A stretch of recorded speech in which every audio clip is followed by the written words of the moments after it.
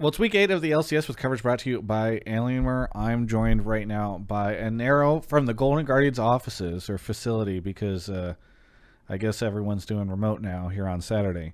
So, Inero, first Yep. off, what was it like for you having to kind of I don't know, does it feel weird when you get the call at the end of Friday, like, hey, everything's going remote?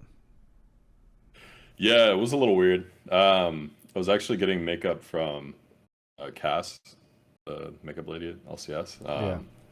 I told her like it was the first time I had went to makeup like this year for it Yes. because it was optional. I was like, yeah, I just wanted to get back in the routine of things now that we're back, and immediately we were just sent back home, and You it's cursed all it. remote again.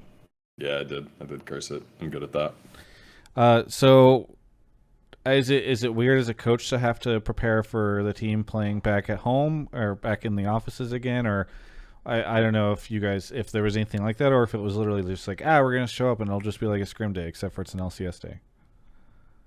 Uh, no, it wasn't anything too weird to get used to again. I mean, we already went through this before.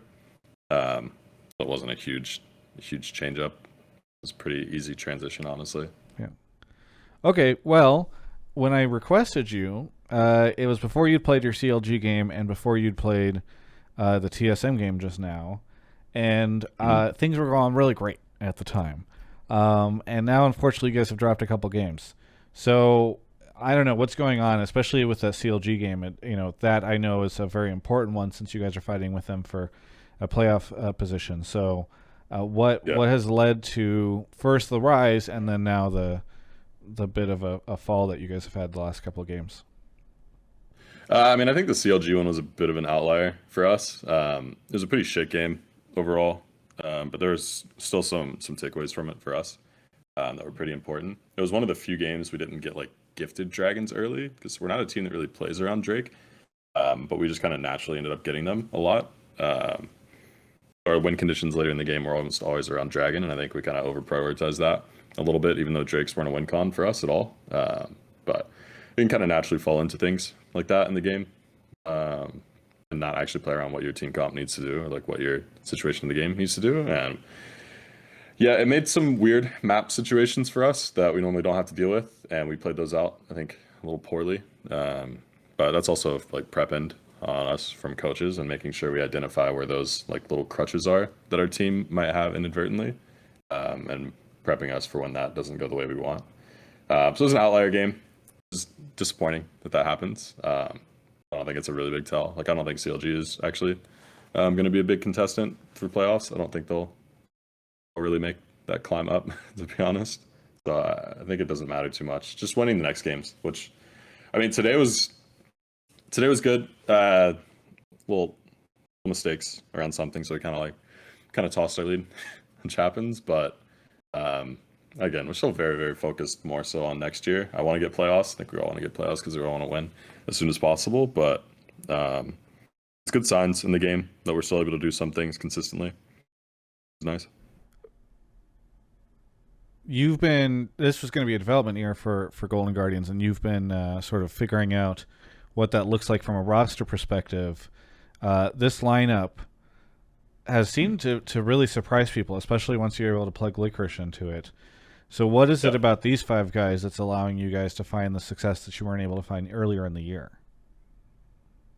I mean the whole early in the year, I guess, like going back to spring, I've kind of hit on this one in the past. You're just bringing another experienced person in, so consistency comes with that, and you can kind of focus your teaching more on specific roles. Um, and the split before, it was more so like focused on our whole top trio together, hoping that like bot lane, having like an experienced AD carry and support jungle could work together and have experience to carry that.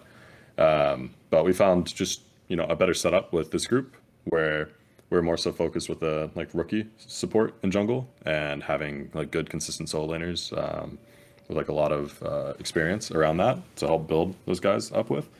And it's been working. I think especially with the addition of Licorice, like this group of five, it's like pretty easy to just have buy-in from everyone and just all do the same thing together.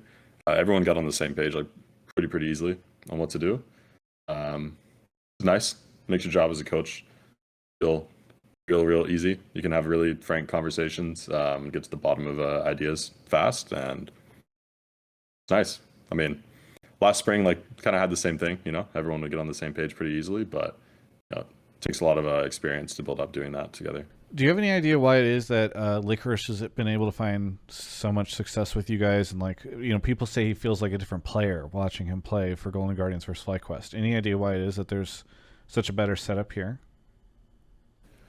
I mean, it's always hard to say, but there's environmental factors to everything that can come into play. Like, I don't know what the environment was like over there, but sometimes it just doesn't fit the specific player. Some players thrive in different situations, and I guess in our case, he thrives over here and just wasn't getting the same experience on that end. So hard to say, really, but he's meshed pretty well with the culture we try to build here, which is nice. Yeah.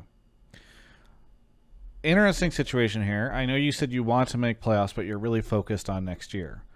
There's a chance that if you don't make playoffs, I mean, if you don't make playoffs, next week will be the last week of games for you this year. Does that feel odd? Because, I mean, you're talking about, like, looking forward to 2022. Here we are only in July. So I don't know sort of if that feels bizarre to you, or because it's hard to imagine how much you can do in the following 5 months, Yeah, I mean, the off season's always long when you go out early, I mean, even if you go out in the first round of playoffs, it's still early. It's only like 2 weeks later. Yes. Yeah, I mean, I think a lot of teams look to get started back into things around November. But based on like talks I know we've had internally, we're considering doing things a little bit earlier than that, and trying to go abroad if we can, like if COVID allows us to, if that stuff eventually calms down, I hope. I usually do a lot of activities in off season to kind of keep ourselves active. Like we've always done like a couple little like scouting things with younger players, things like that. So find ways to fill There's the still time, stuff of course, to do. but Yeah. yeah, it's just not scrimming and competing every weekend, I have a question for you. Do you think you would get? Yeah.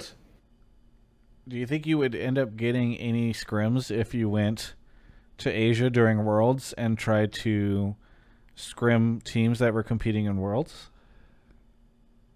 I don't know. It's hard to say. I haven't. Funny enough, the only time I have been on a boot camp was with Echo Fox, and the Echo Fox strat to getting scrims was, don't book any. I'm sure Hooney will be able to get us some. And we showed up, and Hooney said, I can't get scrims. A lot of solo queue. We scrimmed Vitality, I think, back then when Jizuke was on the roster instead. Yeah. Because we couldn't get scrims. So I don't know. I don't know how that whole scrim setup works. I was just thinking about it because you said earlier than November, and what's earlier than November is October, which is when Worlds is happening.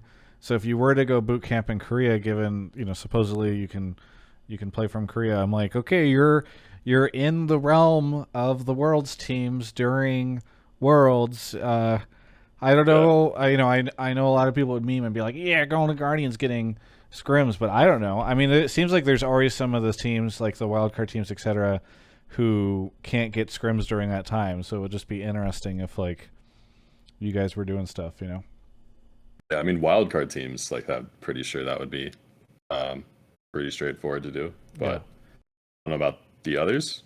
Anyways, if we went, it would most likely be very, very individual focused, because you can build up on some team things, but ultimately there's going to be like a 1 to 2 month gap at some point in off season, and things always kind of like drift away during that. You'll lose the habits as you go back and play solo queue play again. Yeah. So I don't like that. I think instead you should be scrimming these teams. That's my thing. I think you should go scrim the Worlds teams, and then let me interview the Worlds teams and let some of them say, oh my God, Golden Guardians is better than all these other NA teams here, Because that's inevitably what would happen, is you guys would somehow end up shitting on, like, I've done this for a decade. I know how this works. For the bizarre shit happens in scrims. So, yeah, ride that hype. Golden Guardians are damn one gaming in scrims. They're 6-0ing us every day. It says, I don't know, T1. Yes, yes, exactly. So that's just a little pro tip for you. Normally I don't dispense those in these interviews, but I think that's a good idea. Thank you, Travis. Yeah. Thank you for your advice. Is there anything you'd like to say to any of the fans out there? Man, I always feel like a broken record on this part. I always just say like thanks for the guys that are supporting. But I mean, I'm happy we're able to put up some better showings the last 3 weeks since we changed the roster around. Just a sign of what's to come with this group. Looking forward to building with these guys for the next few weeks and into the future. So yeah, thanks everyone for supporting us and sticking around. Very good. Well, thank you so much, Inero, for the interview. For everyone else, you can check out the rest of my coverage of all things LCS right here on my YouTube channel. Thanks so much for watching that interview or piece of content. I don't know. These go on different things. Anyway, I just want to say thanks to everyone who's subscribed. That's rolling across the bottom here. If you subscribe, it actually does really help me out. And you know what else helps me out? When you go to alienware.com/Travis and check out some of the great deals they have over there. Maybe sign up for Alienware Arena because that also helps me out. You can get some cool stuff going on there. And I need your help. Please, just help me. I'm begging. I've needed a lot of help for a while. Subscribe.